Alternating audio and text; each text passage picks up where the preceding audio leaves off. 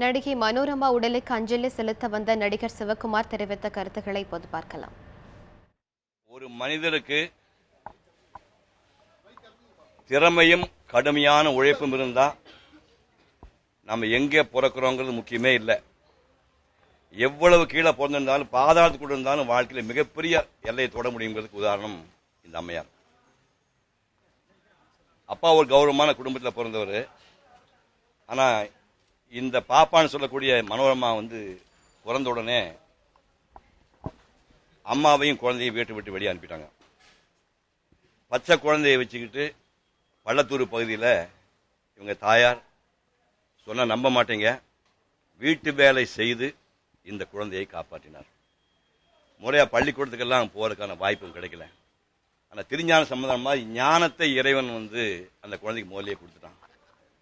பக்கத்தில் ஏதாவது தியேட்டர் இருந்ததுன்னா அந்த தியேட்டர்களை போய் வெளியே நின்று தியேட்டர்களுக்கு போய் உள்ள போய் படமாக்கிறதுக்கு காசு கிடையாது. தியேட்டர்கள் வெளியிலிருந்து அந்த சவுண்ட் பாக்ஸ் இருந்து கேட்கிற பாட்டை வச்சு தியாகராஜ பாபர் பாட்டை 7 வயசுல இந்த பெண் குழந்தை மிகப்பரமாக பாடும். அதுக்கப்புறம் 7-8 வயசுக்கு அப்புறமா அந்த பள்ளத்தூர் வட்டாரத்தில் எங்கெல்லாம் நாடகம் போடுறாங்களோ அந்த நாடகங்கள் பூரா இந்த பாப்பா போய் நடிக்கும். அந்த மாதிரி நடிச்சு கிட்டத்தட்ட ஒரு 50 மைல் சுற்றளவில் கோபி சாந்தா அப்படின்னா ஒரே பெண்மணி தான். எந்த வேஷம் கொடுத்தாலும் கேபி சுந்தராம்பாள் அம்மையார் மாதிரி எந்த வேஷம் கொடுத்தாலும் செய்யக்கூடிய திறமசாலியா இந்த ஒரு பெண்மணி 1958 சென்னைக்கு வந்தாங்க. சென்னைக்கு டி.ஆர். மகாலிங்கம் மைனாவதி நடிச்ச படம், கவியரசு கண்ணதாசன் அவர்கள் உருவாக்கின படம் மாலையிட்ட மங்கைன்னு. அந்த படத்துல காக்கா ராதாசன் கூட ஒரு காமெடி வேஷத்துக்கு கவிஞர் கண்ணதாசன் அவர்கள் நடிக்க சொல்றாரு. இப்ப சொல்றாங்க, எனக்கு காமெடி வராதுங்களே, நான் ஹீரோயினா நாடகங்கள் பண்ணுவேன். அது பரவாயில்ல, நீ ஒன்று ஞாபகம் வச்சுக்க, கதாநாயகியா நடிக்கிறவங்களுக்கு ஆயுள் ரொம்ப குறைவு, 5 வருஷம் அதிகமாக 10 வருஷம். நீ காமெடி ரோல் பண்ண போற, சிரஞ்சீவியா இருப்பேன்னு கண்ணதாசன் வாழ்த்தியதால் 1300 படம் தாண்டி சிரஞ்சீவியா நேற்று வரைக்கும் ஆரோக்கியமாக இருந்த ஒரு பெண்மணி.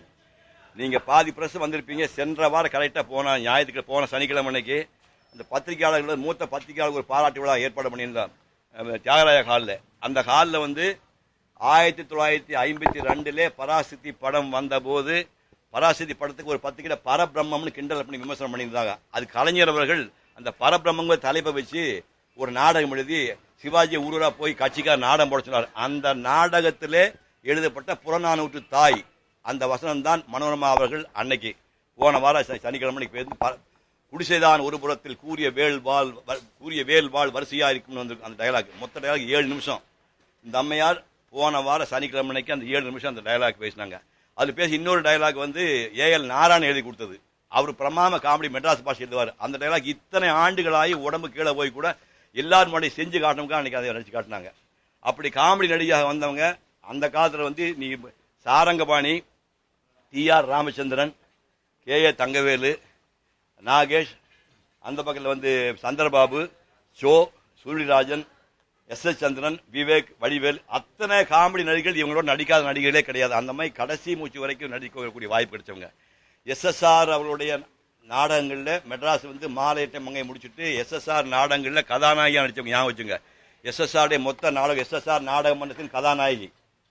மணிமகுடம் கலைஞர் அவர்கள் நாடகம் எழுதி கொடுக்கிறார் மணிமகுடம்னு. அந்த மணிமகுடம் திரைப்படமான போது மனோரமா அவர்கள் நடித்த வேஷத்தை தான் ஜெயலலிதா அவர்கள் நடித்தார்கள் கதாநாயகியாக.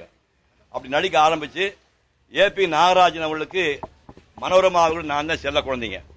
மனோரமா அவர்கள் ஏபி எடுத்த படம் நீ திருவிளையாடல் பார்த்தா திருவிளையாடல் பாருங்க, கந்தன் கண்ணை பாருங்க, சரஸ்வதி சோதனை பாருங்க, அது எடுத்துட்டு எல்லாம் பாருங்க. எத்தனை படங்கள் பாத்தீங்கன்னா அந்த ஒரு திருமலை தெங்குனி படம் நம்ம கம்ப்ளீட்டா போய் ஒரு மாசத்துல வெளியூர் போய் படமாக்கலாம். அதுல ஒரு பால்கார முன்னியமான ஒரு வேஷம் பண்ணிருப்பாங்க. பாடணும்னு மனசுக்குள்ளே ஆசை நிறைய கீது, ஆனா பாட சொல்ல பயம் முன்னே நிற்கும் பாட்டு பாடுவாங்க. வாபாத்தியாரா ஊட்டாண்டான்னு ஒரு பாட்டு பாடிருப்பாங்க. கேட்டேடா நோக்குன்னு ஒரு பாட்டு, பாடல்களையும் பாடிக்கிட்டு சந்திரபாபு கூட போலீஸ்காரன் மகளோட பாடி பிறந்தாலும் ஆம்பளையா போகக்கூடாது இந்த அம்மா பேர்ல பாடிப்பாங்க. அந்த மாதிரி பாடவும் தெரியும், டான்ஸும் பண்ணுவாங்க, கள்ள பாட்டு டான்ஸ் பண்ணுவாங்க. சகலமா பண்ண பெண்மணியை கண்காட்சி படத்துல ஏ.பி. நாகராஜன் 9 வேஷங்கள், சூரியராஜன் டிடெக்டிவ் கேஷம் போட்டு நானும் குமாரி பத்மி நடிச்சோம். அதுல அது 9 வேஷம் போட்டு துப்பறியும் கேரக்டர்ல மனோரமா அவர்களும் சூரியராஜன் 9 வேஷம் போட்டு நவராத்திரி சிவாஜியமா நடிக்கிற வாய்ப்பு கொடுத்தாரு.